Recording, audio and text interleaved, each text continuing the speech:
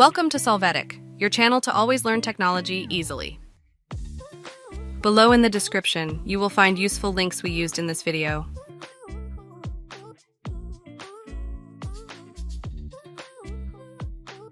Today in Solvetic, we will see how to change Microsoft Outlook calendar.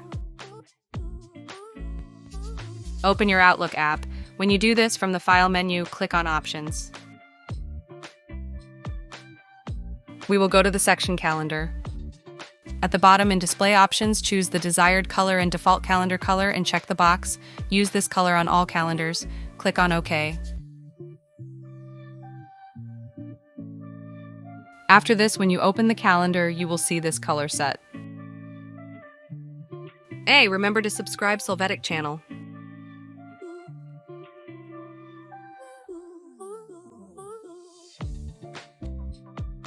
We hope it has been helpful for you.